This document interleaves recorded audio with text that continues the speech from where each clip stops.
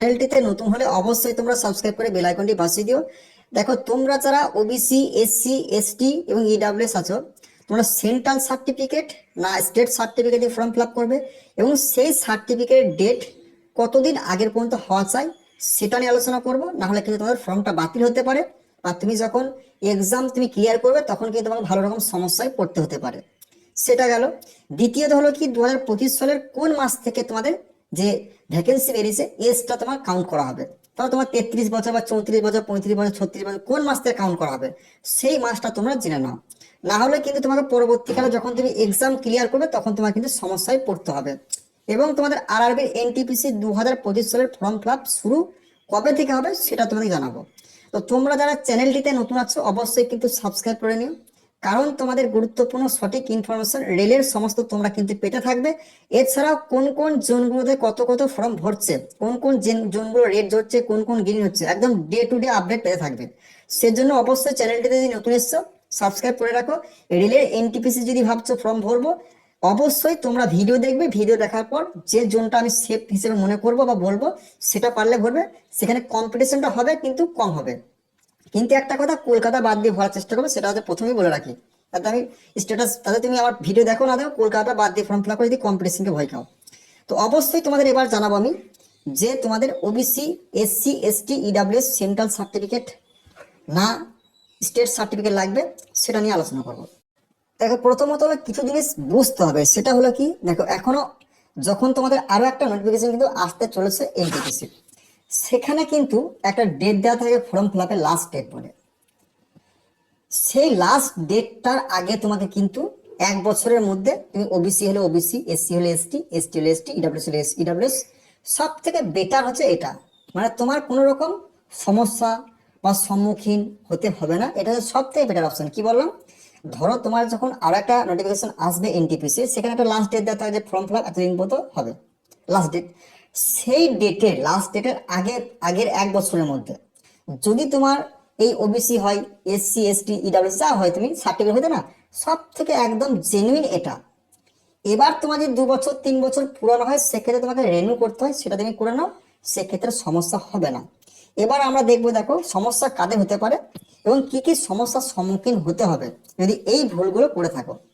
ধরো তুমি SC, ST, এসটিদের ক্ষেত্রে তোমার স্টেট লেভেল মানে রাজ্য তুমি সার্টিফিকেট দিয়ে ফর্ম ফিল আপ করতে পারো, সেক্ষেত্রে কিন্তু কোনো রকম সমস্যা হবে না। এখন ধরো তোমার গোটা ভারতবর্ষতে কিন্তু এসসি এসটিতে কাউন্ট হয়ে যাবে। ধরো তুমি বিহার থেকে হলে বিহার থেকে, পশ্চিমবঙ্গের বা মহারাষ্ট্র থেকে। কিন্তু যদি তোমার নোটিফিকেশনে বলে দেয় এসসি এসটি তোমার সেন্ট্রাল সার্টিফিকেট, সেক্ষেত্রে আমার মনে হয় বেটার অপশন করে নেওয়াটা বেটার।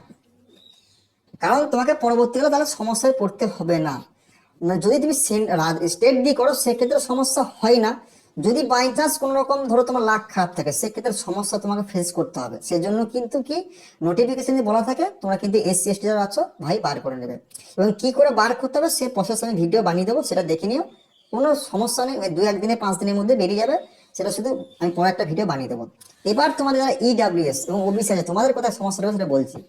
ধরো তুমি ইডাব্লিউএস তুমি যদি ধরো যে তুমি তোমার কত জমি আছে, তোমার ইনকাম কত, তোমাদের আয় কত, সেটা কিন্তু একদম জেনুইন সঠিক। কিন্তু তোমাদের বাড়ির কত যে জায়গা জমি আছে সেটার মাপ, সেটার অরিজিনাল কাগজপত্র সেগুলো ইস্যু করে তুমি কিন্তু অবশ্যই ইডাব্লিউএস সার্টিফিকেট বানাবে। কারণ ইডাব্লিউএস সার্টিফিকেট তোমার আয়, তোমার পারিবারিক অবস্থা সেই অনুপাতে কিন্তু। এবার এগুলো যদি মিথ্যা দিয়ে বা মিথ্যা করে তুমি যদি বানাও, পরবর্তীকালে সেগুলো যদি ভেরিফিকেশন করার পর ধরা পড়ো, সেক্ষেত্রে কিন্তু তোমাদের ইডাব্লিউএস এর সমস্যা হতে পারে। তাছাড়া কিন্তু কোনো রকম সমস্যা নেই, তুমি যদি অরিজিনাল হয়ে থাকো অরিজিনাল বানাবে। এবং তোমার ইডাব্লিউএস সার্টিফিকেট কবে হওয়া দরকার, সব থেকে বেটার অপশন বলে দিলাম কি, তোমার যে লাস্ট নোটিফিকেশন যেটা আসবে লাস্ট ডেট দেওয়া থাকে ফর্ম ফিল আপের, তার 1 বছর আগে হলে সব থেকে বেটার। এবং যদি ধরো আরো আগের হয়ে থাকে কোনো ব্যাপার নেই, যদি রেনিউ করতে হয় রেনিউ করে নেবে, সমস্যা হবে না, ঠিক আছে। এবং তোমরা যারা ওবিসি আছো, ওবিসিদের ক্ষেত্রে সেম প্রসেস, তোমাদের ক্ষেত্রে একই বললাম। ধরো এখন এই এ থেকে বি আসছে, বি থেকে যাচ্ছে, কেউ জেনারেল থেকে ওবিসি আসছে, সেক্ষেত্রে কিন্তু একটা ভালো রকম প্রবলেম ক্রিয়েট হতে পারে। কি ক্রিয়েট হতে পারে, দেখো তুমি যে ওবিসি কাস্ট সেখানে সাব কাস্টগুলো অবশ্যই কিন্তু দেবে।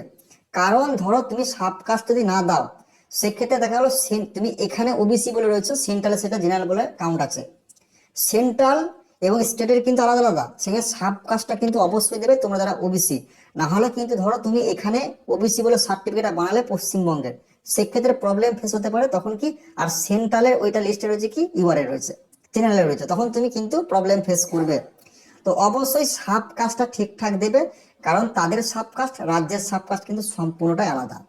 নাহলে কিন্তু তোমার পরবর্তীকালে প্রবলেম ফেস হতে হবে। এবং তোমার যে সাবকাস্ট সেই বানানটা ঠিকঠাক আছে নাকি সেটা কিন্তু অবশ্যই ভালো করে দেখে নেবে। তো তোমাদের যে কাস্ট সার্টিফিকেট সেটা প্রবলেমটা আমি দূর করতে পারলাম। আশা করছি তোমার যদি কোনো রকম অসুবিধা হয় কমেন্ট করবে, আমি এই নিয়ে ভিডিও বানিয়ে দেবো বা কমেন্টে আমি তোমাদেরকে রিপ্লাই দিয়ে দেবো। তো সার্টিফিকেটের সব থেকে বেটার আমি বলে দিলাম অপশন, মানে যে নোটিফিকেশনটা আসছে সেই নোটিফিকেশনে তোমার 1 মাস, এই নোটিফিকেশন 1 বছরের মধ্যে যদি সার্টিফিকেট সব থেকে একদম জেনুইন তোমার সার্টিফিকেট, কোনো রকম ভুল থাকবে না, কোনো রকম কেউ কিছু সম্মুখীন সমস্যায় পড়তে হবে না। আর যদি রেনু না করতে হবে রেনুগুলো করে নিও, যদি বানিয়েছো আগে থেকে রেনুটা আবার করে নেবো। এবার তোমাদের আসি 2025-এর ভ্যাকেন্সি কোন মাস থেকে তোমাদের এজ ধরা হবে। তো এই ভুলগুলো অবশ্যই দেখো, এজের ব্যাপারটা কিন্তু বিশাল একটা বড় ফ্যাক্টর ফর্ম ফিল আপের ক্ষেত্রে। প্রথমত হলো তোমাদের এজ লিমিটটা দেখে নাও, তোমরা যারা গ্র্যাজুয়েট দিচ্ছ এবং আন্ডার গ্র্যাজুয়েট দিচ্ছ তোমাদের ক্ষেত্রে বলছি।